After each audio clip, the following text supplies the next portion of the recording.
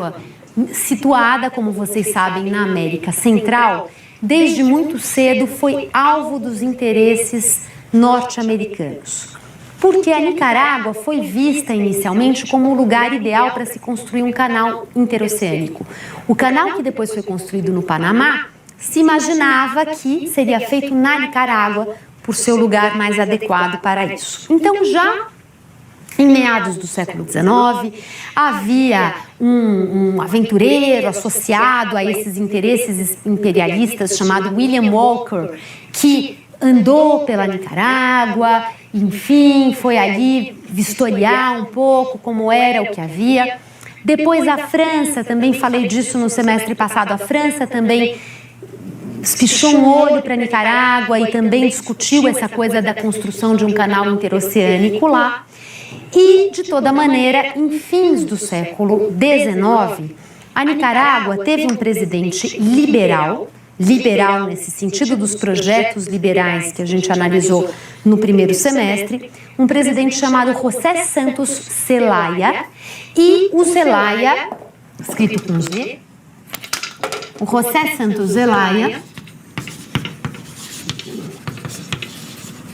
procurou construir, entre 1893 e 1909, um Estado, um governo que assegurasse ao Estado nicaragüense uma maior autonomia em relação a interesses estrangeiros e que fortalecesse a economia local e que fizesse do Estado uma instância de ingerência na economia para se buscar a modernização desejável.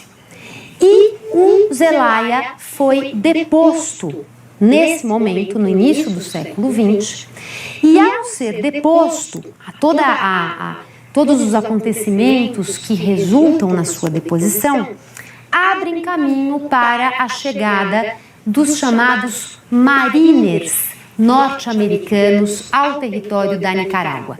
Quem eram esses mariners? Eram, na verdade, representantes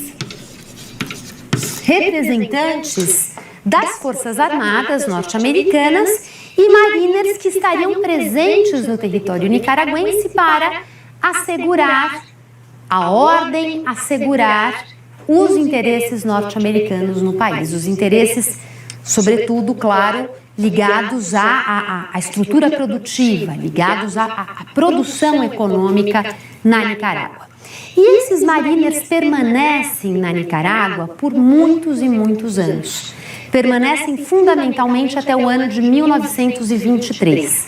E os mariners são, portanto, uma instância militar interventora na Nicarágua. Não se tratava de uma ocupação formal, a Nicarágua não foi anexada, mas havia lá uma força militar interventora que assegurava determinados interesses, que intervinha na vida política, que intervinha nas eleições, enfim, uma força que procurava garantir que as coisas caminhariam no sentido que interessava aos Estados Unidos.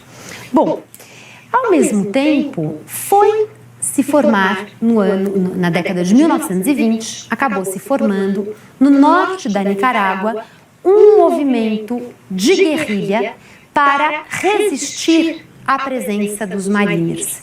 E esse movimento era liderado por um homem chamado Augusto César Sandino.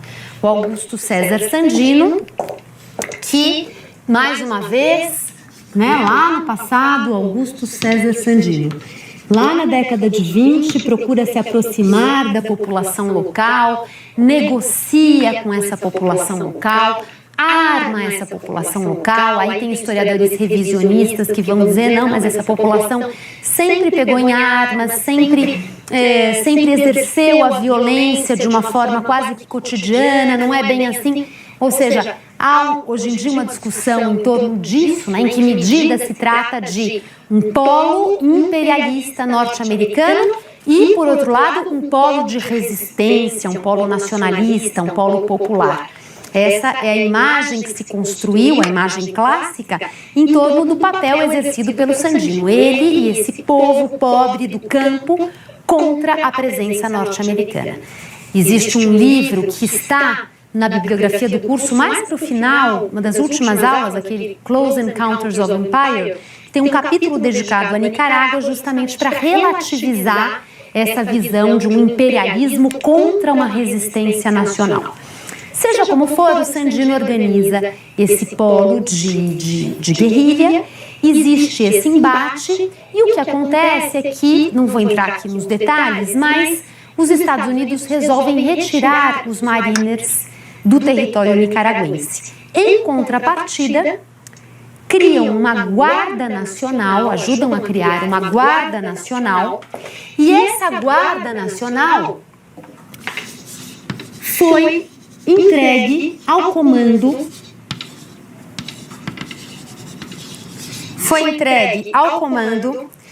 de um homem chamado Anastácio Somoza, do qual vocês certamente já ouviram falar. E o Anastácio Somoza, então, assume o comando da Guarda Nacional.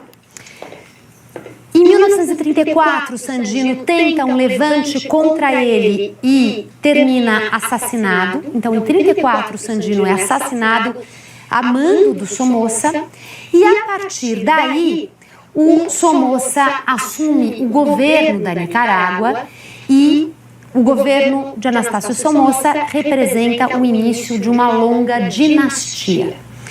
Ele próprio governa até 56, depois um filho seu chamado Luiz Somoza governa até 1967 e, em seguida, o seu outro filho, Anastácio Somoza Debayle, governa até o ano de 1979, quando então a Revolução Sandinista consegue tomar o poder. Ou seja, a dinastia Somoza, Anastácio Somoza e os seus dois filhos governam a Nicarágua desde os anos 30 até o ano de 1979. O Anastácio Somoza primeiro termina assassinado em 56, o seu filho Luiz Somoza também, e o Anastácio Somoza Debayle, o terceiro, quando deposto, se refugia no Paraguai e termina assassinado pela KGB. Ou seja, essa família que assume o poder na Nicarágua, ela de alguma forma torna desnecessária a presença dos Mariners. Ela garante o respeito dos interesses norte-americanos, aos interesses norte-americanos. Ela assegura, portanto, a prevalência dos interesses norte-americanos na Nicarágua, ao mesmo tempo em que ela governa esse país de uma forma ditatorial, de uma forma extremamente centralizadora e às custas da miséria social. A família Somoza faz fortunas, os comportamentos são característicos daquelas imagens quase caricaturais que nós temos dos ditadores, e às custas dessa pobreza. Para vocês terem uma ideia, no início dos anos 70, a Nicarágua sofreu um grande terremoto e o mundo inteiro fez doações substantivas à população nicaragüense. Depois se soube que o Anastácio Somoza Debayle havia ficado com boa parte das doações.